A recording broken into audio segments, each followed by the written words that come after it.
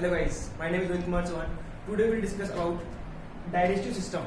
आज हम बात करने वाले हैं, वो एक अच्छा टॉपिक है, काफी अच्छा टॉपिक है। ये क्लास 8, 9, 10, 11, 12 सभी क्लास के अंदर मेजरली पढ़ा जाता है, लेकिन हम आज जो पढ़ने वाले हैं 9, 10 के बेस पे पढ़ने वाले हैं इसके बारे में। तो क्या है, आज बात कर लेते हैं। तो डाइजेस्टिव सिस्टम जो है क्लास 10 के अंदर ह्यूमन सिस्टम का पहला टॉपिक भी है आपका।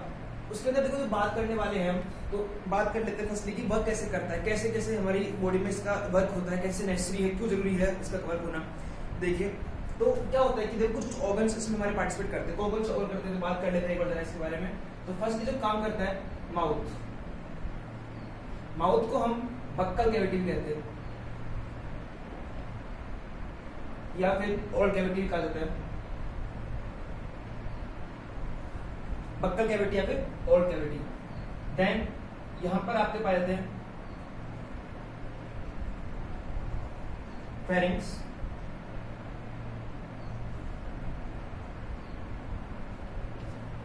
Food pipe. फूड पाइप को इसोफेगस भी कहा जाता है।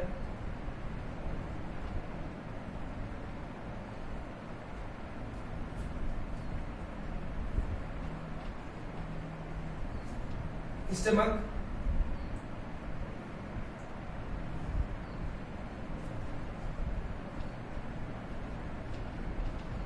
Small intestine,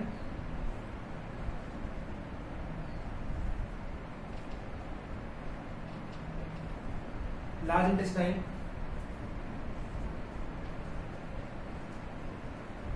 rectum. ये कुछ ऑर्गन्स हैं जो इस पे पार्टिसिपेट करते हैं इस चीज के अंदर, डाइजेस्टिव सिस्टम के अंदर। और कुछ ग्लैंड्स भी होती है जो वर्क करती है। और ग्लैंड्स कौन कौन सी है आपकी?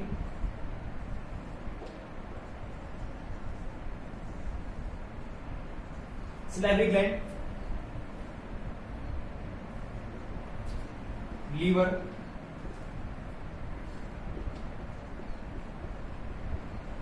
पेंक्रियास। मेनली 3 ग्लैंड्स होती है आपकी जो वर्क करती है, सलाइवरी ग्लैंड, लीवर और पेंक्रियास। लीवर हमारी बॉडी की सबसे बड़ी ग्लैंड मानी जाती है। तो कैसे कैसे वर्क करती है आई बात कर लेते हैं अपन। देखिए मैंने बताया आपको, firstly mouth, pharynx, food pipe, oesophagus किसे कहा जाता है, stomach, large intestine, small intestine, rectum. ये कुछ मेनली पार्ट होते हैं जो मेनली ऑर्गन्स होते हैं जो डाइजेशन के अंदर डाइजेशन को कंप्लीट करने में जो हेल्प करते हैं। कुछ ग्लैंड्स, सलाइवरी ग्लैंड्स, लीवर और पैंक्रियास, 3 ग्लैंड्स होती है जो इसमें पार्टिसिपेट करती है। कैसे कैसे करती है, कैसे आपस में साथ रहकर ही और उसको कंप्लीट करते हैं, आइए बात करते हैं। तो क्या होता है, जब हम खाना खाते हैं, जब हम फूड को माउथ के अंदर लेते हैं, इसे कहा जाता है इजेशन, मतलब खाना लेना, ठीक है। तो खाना जब खाते हैं तो मास्टिकेशन मतलब कि चबाना। खाने को जब चबाते हैं तो माउथ के अंदर जो वर्क है, चबाने में जो हेल्प करते हैं, वो होते हैं 4 टाइप के टीथ्स मिलते हैं आपके, incisors, canine, premolar and molar. Incisors, canine, premolar और मोलर। ये करते हैं खाने को बड़े बड़े पार्टिकल्स को स्मॉल पार्टिकल्स में, बोले तो लार्ज पार्टिकल्स को स्मॉल पार्टिकल्स में तोड़ने का काम करते हैं। और टंग क्या करता है, उनको मिक्सअप करने का वर्क करती है, उनको मिक्स करने का करती है। किससे मिक्स करने का करती है? हमारे माउथ में मिलती है सलाइवरी ग्लैंड। क्या मिलती है? Salivary gland. जिससे निकलता है, क्या निकलता है? एमाइलेज। क्या निकलता है उससे? एमाइलेज, जो काम करता है हमारे खाने में मिलने वाले स्टार्च को, मार करता क्या, खाने में मिलने वाले स्टार्च को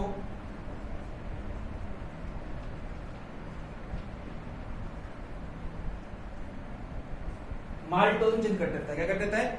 खाने में मिलने वाले स्टार्च को माल्टोजन करता है। कौन? सलाइवरी ग्लैंड में निकलने वाला एमाइलेज एंजाइम, ठीक है। ये बात हो गई।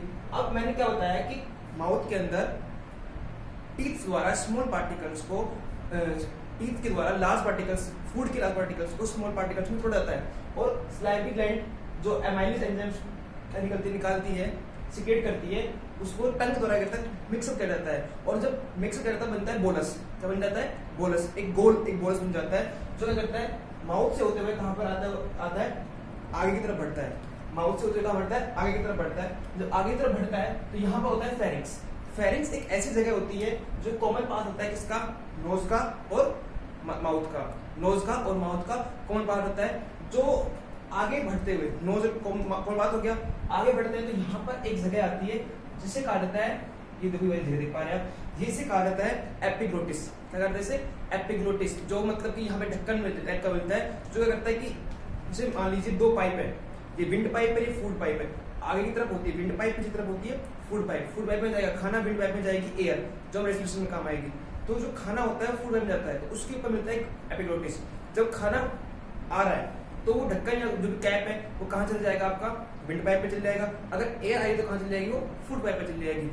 इसी कारण क्या होता है कि हमने सुना है इसे कि खाने खाते वक्त बातें नहीं करनी चाहिए। अगर हम बातें करेंगे तो खाने कुछ पार्टिकल्स होते हैं विंड पाइप में चल जाते हैं, विंड पाइप में जाएंगे तो धसक आना है, खांसी का आना, इसी कारण होता है। ठीक है, तो बात करते हैं आगे।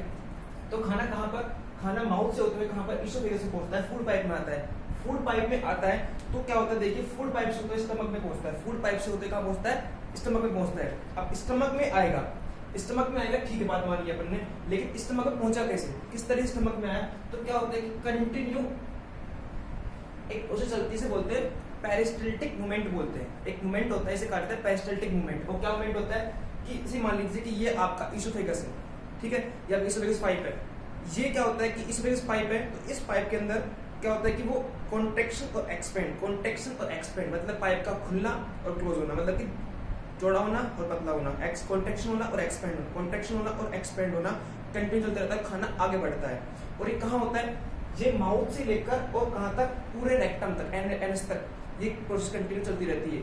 एक बात और, माउथ से लेकर एनस तक के पूरे पाथ को, माउथ से लेकर एनस तक के पूरे पाथ को एलिमेंट्री कैनाल कहा जाता है। क्या कहते हैं, एलिमेंट्री कैनाल, एलिमेंट्री कैनाल कहा जाता है, या फिर इसे गट्स भी कहते हैं, गट्स भी कहा जाता है, GUTS। ठीक है, आगे बात कर लेते। देखिए, तो मैंने कहा बताया खाना कहाँ आ चुका है, आपका स्टमक में आ चुका है, किसके द्वारा, पेरिस्टल्टिक मूवमेंट के द्वारा, पेरिस्टल्टिक मूवमेंट के द्वारा खाना कहाँ आ चुका है, स्टमक में आ गया है। स्टमक में आने के बाद, स्टमक में खाना आता है तो खाना यहाँ पर 3 से 4 घंटे तक क्या रहता है, स्टोर रहता है। आपका खाना 3 से 4 घंटे तक क्या रहता है, स्टोर रहता है। तो स्टमक में स्टोर रहेगा 3-4 घंटे तक, रेस्ट तो करेगा नहीं, तो उसके कुछ प्रोसेस तो होगी। अब प्रोसेस क्या होगी देखते हैं, बात करते हैं। तो स्टमक में जब खाना आता है तो स्टमक में मिलते हैं आपके गैस्ट्रिक जूस। क्या मिलता है बच्चा, आपका गैस्ट्रिक जूस। ठीक है, तो बात करेंगे इस बारे में बाद में, तो अभी देख लेते हैं। गैस्ट्रिक जूस जो आपका मिलेगा वो क्या करता है, देखिए पहले देख ही लेते हैं।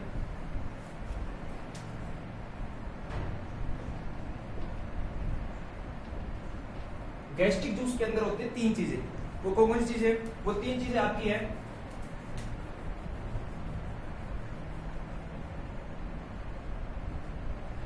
फर्स्ट जो मिलेगा म्यूकस,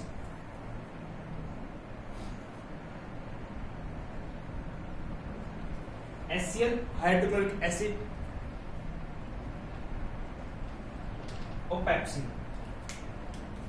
म्यूकस, HCl और पेप्सिन। आप पूछेंगे सर ये काम क्या है, तो बहुत कॉमन से वर्क होते हैं। देखिए म्यूकस क्या होती है, म्यूकस एक मेम्ब्रेन टाइप होती है, ठीक है, मेम्ब्रेन होती है जो म्यूकस का मेम्ब्रेन बनाती है, किसके अंदर, लिक्विड लीवर के अंदर। म्यूकस क्या है, म्यूकस एक तरीके का लिक्विड टाइप से होता है जो पूरे स्टमक में एक लेयर बना लेता है। क्यों बना लेता है, इसका रीजन ये है कि हमारे बॉडी में आने वाले जो फूड जो हमने खाया है, जो इंजेक्ट किया है, उस फूड के अंदर जो भी जर्म्स, जो भी हार्मफुल पार्टिकल्स आपकी जो भी आए हैं, साथ में आए हैं, तो उनको डिस्ट्रॉय करने का काम कौन करता है, HCl करता है। कौन करता है, HCl।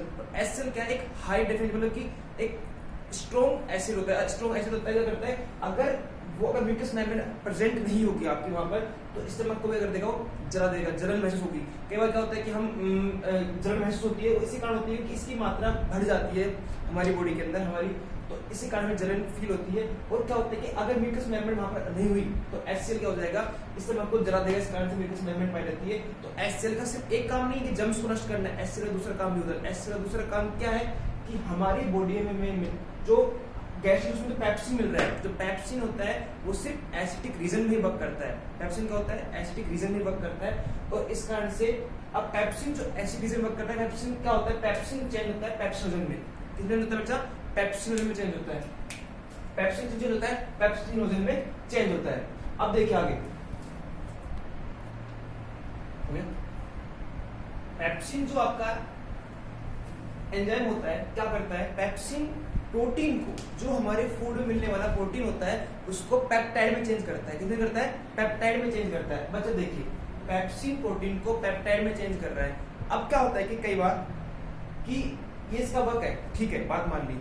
अब बच्चों में क्या होता है, छोटे बच्चे होते हैं जो माँ का दूध पीते हैं, उनमें क्या होता है, पेप्सिन नहीं मिलता है, उनमें मिलता है इस जगह पर रेनिन। क्या मिलता है इस जगह पर? रेनिन। अब मैं बताऊं क्यों। इस जगह क्या मिलता है बेटा? इस जगह पर मिलता है रेनिन। अब रेनिन का काम करता है, रेनिन क्यों मिलता है, इसका रीजन ये है, रेनिन इसलिए मिलता है, जो छोटे बच्चे होते हैं, 6 माह के बच्चे होते हैं, 6 माह के बच्चे होते हैं, 1 साल के बच्चे होते हैं, उनमें क्या होता है कि वो माँ का दूध पीते हैं। क्या होता है?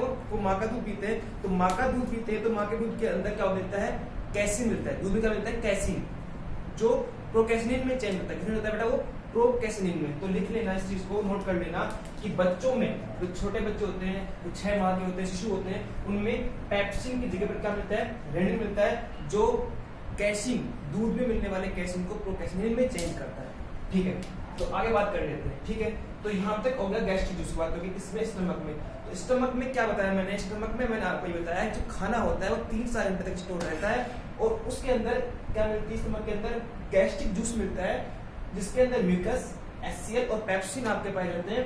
म्यूकस मेम्ब्रेन बनाती है, एचसीएल जर्म्स को सिक्रेट कर मारने काम करता है, इसके अलावा पेप्सिन को सिक्रेट करने, मतलब पेप्सिन को काम करने में या वर्क करने में हेल्प करता है, क्योंकि जो पेप्सिन होता है सिर्फ एसिटिक रीजन में ही वर्क करता है, सिर्फ एसिटिक रीजन में वर्क करता है। इस कारण से एचसीएल का 2 काम आ सकते हैं, जर्म्स को नष्ट करना और पेप्सिन को वर्क कराना, और रेनिन को भी क्या करना? वर्क कराना। ठीक है, बात कर लेते हैं आगे। ठीक है, अब देखिए खाना यहाँ पर हो चुका है स्टोर। अब खाना इसके बाद कहां पर आएगा? इसके बाद जो खाना आएगा वो आएगा स्मॉल इंटेस्टाइन में। कहां पर आएगा? स्मॉल इंटेस्टाइन में। स्मॉल इंटेस्टाइन में खाना आपका आएगा। तो स्मॉल इंटेस्टाइन में खाना आने से पहले क्या आने आएगा, तो उससे पहले कुछ चीजें होती है, वो क्या है देखिए जरा बात करते हैं। तो मैंने बताया कि 2 ग्लैंड्स मिलती है, एक होती है लीवर और एक होता है पैंक्रियास। लीवर और पैंक्रियास। तो पहले बात कर लेते हैं लीवर के बारे में। 1 मिनट 10 मिनट देख लेते हैं।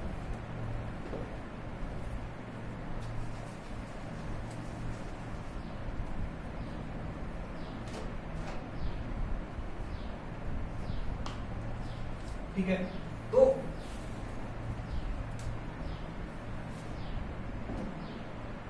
ठीक है, लीवर में तो क्या होता है, लीवर के नीचे मिलता है गोल ब्लेडर। क्या मिलता है? Gall bladder.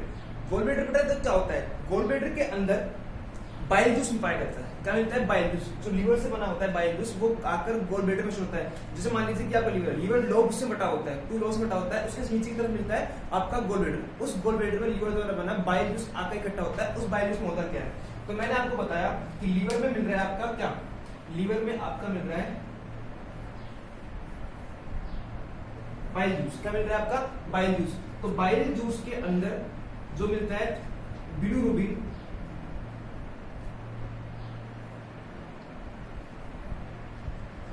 और बिलिवर्डिन।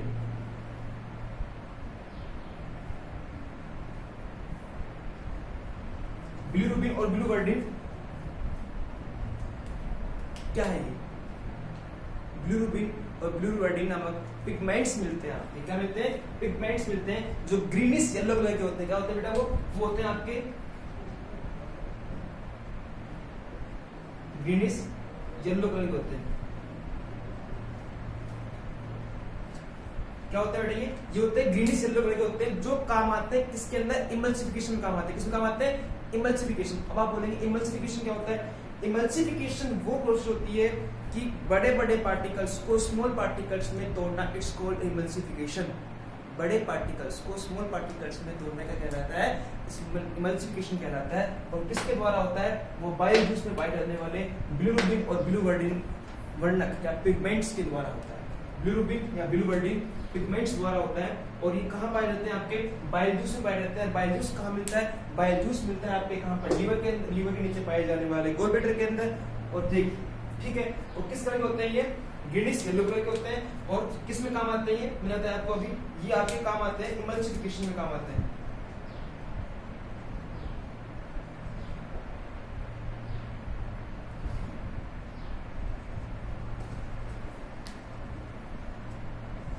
ये आपके इमल्सिफिकेशन में काम आते हैं। ठीक है, आगे बात कर लेते हैं जरा।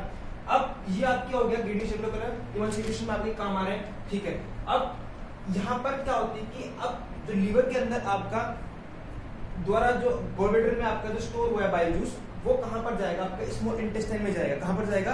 स्मॉल इंटेस्टाइन में जाएगा। वो जाता किसके द्वारा है? वो जाता है बाइल डक्ट के द्वारा। किसके द्वारा जाता है बेटा? Bile duct. यहाँ पर पाई जाती है बेटा, क्या यहाँ पाई जाती है? लिख दो मैं आपका नाम, बस यहाँ पर उसे बोलते हैं अपन बाइल डक्ट। क्या बोलते हैं इसे? Bile duct. क्या पाई जाती है? Bile duct. बाइल डक्ट ठीक है, लेकिन उससे पहले इधर होती है पैनक्रियाज। क्या पाया जाता है? पैनक्रियाज। पैनक्रियाज एक ऐसी ग्लैंड होती है, पैनक्रियाज एक्सोक्राइन भी होती है और एंडोक्राइन भी होती है। एक्सोक्राइन भी होती है और एंडोक्राइन भी होती है। अब आप बोलेंगे एक्सोक्राइन और एंडोक्राइन, एंडोक्राइन और एक्सोक्राइन। एंडोक्राइन मतलब कि क्या होता है? एंडोक्राइन होता है कि इंटरनली, और एक्सो मतलब बाहरी।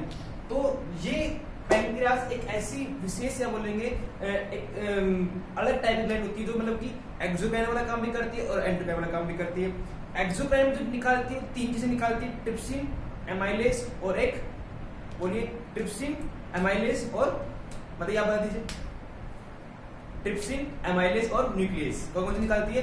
ट्रिप्सिन, एमाइलेज और न्यूक्लियस। ठीक है, इसको एज कर देते हैं एक बार। कहां से करें, कहां से करें? यहां से कर देते हैं।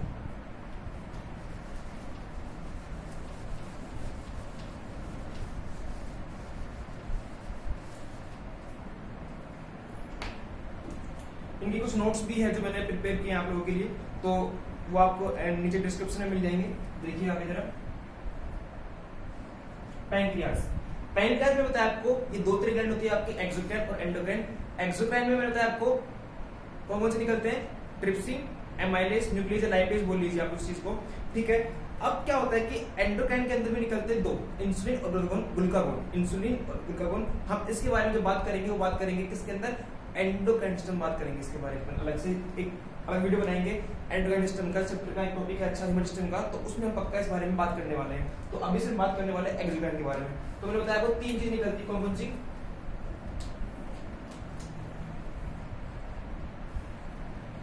उनका नाम क्या क्या है? मैंने आपको बताया था अभी।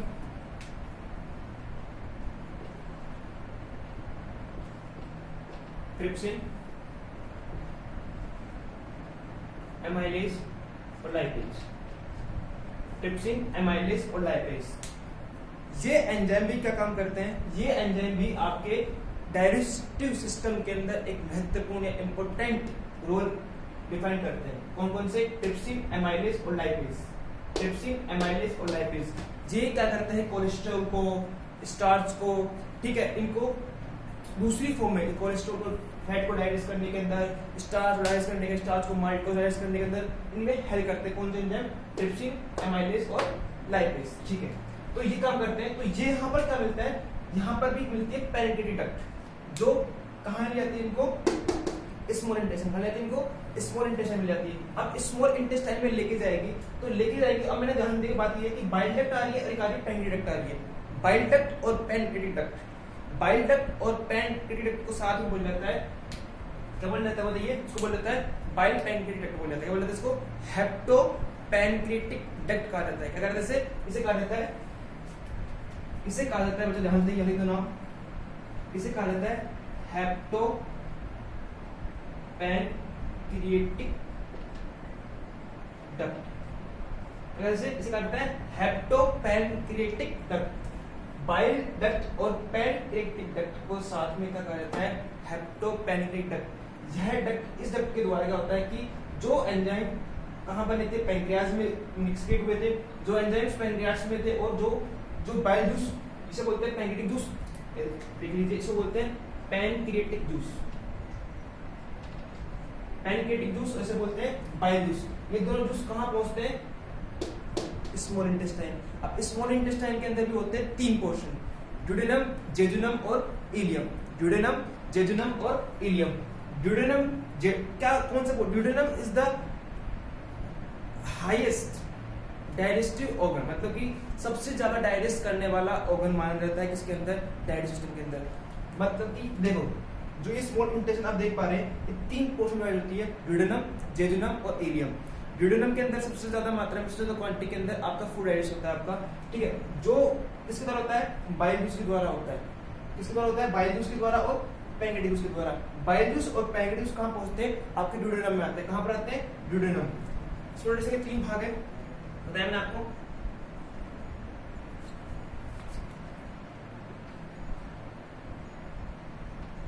ड्यूडेनम, जेजुनम और इलियम। ड्यूडेनम के अंदर सबसे ज्यादा मात्रा में क्या हो रहा है, आपका डाइजेशन हो रहा है। कैसे हो रहा है, बाइल जूस के द्वारा और पैंक्रियाटिक जूस के द्वारा। जो खाना आपका यहाँ पर 3 से 4 घंटे तक के लिए स्टोर हुआ था, वो खाना स्पिंक्टर्स वो होते हैं जो ओपन होते हैं कुछ एक बार, और कुछ मात्रा में जो फूड होता है कहाँ पहुंचता है, स्मॉल इंटेस्टाइन होता है, स्मॉल इंटेस्टाइन में पहुंचता है। स्मॉल इंटेस्टाइन के कौन से भाग में, ड्यूडेनम भाग में पहुंचता है। फर्स्ट भाग कौन सा है, ड्यूडेनम में पहुंचता है। ड्यूडेनम के अंदर खाना पहुंचने के बाद बाइल के जूस के द्वारा, पैंक्रियाटिक द्वारा क्या होता है, इसका डाइजेशन होता है। अब आप बोलेंगे बाइल जूस के द्वारा होता है, ठीक है, आपने पढ़ा था इमल्सिफिकेशन पढ़ा था यहाँ पर। इसके अंदर ये क्या होता है बेटा, ये होता है बेसिक रीजन का। इसका होता है बेसिक रीजन का होता है।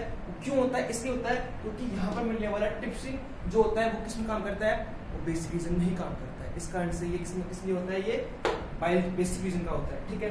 तो यहाँ पर क्या हो रहा है, डाइजेशन हो रहा है। देन फिर क्या होता है, यहाँ पर स्मॉल इंटेस्टाइन के अंदर क्या होता है कि ज्यूजिनम और इलियम पोर्शन के अंदर लाइक इस तरीके से, जैसे मान लीजिए ये आपकी स्मॉल इंटेस्टाइन है आपकी, इसके अंदर लाइक इस तरीके से क्या मिलती है, बिलाई मिलती है। क्या मिल जाती है, बिलाई। इन बिलाई के पर जो खाना आपका डाइजेस्ट हुआ स्मॉल पार्टिकल्स में जुड़ा है, वो यहाँ पर जाकर क्या होता है, हो जाता है लाइक इस तरीके से। और जब जाने के बाद फिर क्या कर लेता है, इसको एब्जॉर्ब कर लेता है, इसको एब्जॉर्ब कर लिया जाता है। किसके द्वारा, इन बिलाई के द्वारा क्या कर लेते हैं, इसको एब्जॉर्ब कर लेते हैं। और बॉडी में जहाँ पे रिक्वायरमेंट है, जहाँ फूड की रिक्वायरमेंट है, एनर्जी की रिक्वायरमेंट है, वहां पर क्या हो जाता है, इस फूड को ट्रांसफर कर दिया जाता है। किसके द्वारा, लाइज के द्वारा, ठीक है। देन जो भी खाना आपका डाइजेस्ट हुआ है वो तो डाइजेस्ट हो चुका है, ठीक है। देन जो आपका वेस्ट मटेरियल है वो कहाँ पहुंच जाता है, आपका लार्ज इंटेस्टाइन। कहाँ पहुंच जाता है, आपका लार्ज इंटेस्टाइन के अंदर पहुंचता है। लार्ज इंटेस्टाइन में पहुंचने के बाद अब लार्ज इंटेस्टाइन में बेटा क्या होता है, देखिए लार्ज इंटेस्टाइन को भी अपन ने 2 पोर्शन में बांटा गया है। कौन कौन सी बात करने की तरह देख लीजिए। एक तो देखिए लार्ज, ठीक है, तो देखिए मैंने आपको इसको 2 से बांटा गया है। कौन कौन सा देखिए जरा, इस लार्ज इंटेस्टाइन को बांटा गया है 2 हिस्सों के अंदर। कौन कौन से, कोलोन और रेक्टम। कौन कौन से आपके, एक तो कोलोन और एक क्या है, रेक्टम। जो खाना आपका डाइजेस्ट हुआ था और देन बचा हुआ अनडाइजेस्ट फूड कहाँ पहुंच जाता है, आपका लार्ज इंटेस्टाइन पहुंच जाता है। लार्ज इंटेस्टाइन के कोलन भाग पर एक चीज मिलती है, पहले उसमें मार्क कर लेते हैं, उसका नाम होता है अपेंडिक्स। क्या मिलती है, अपेंडिक्स। लिखता हूं यहाँ पर,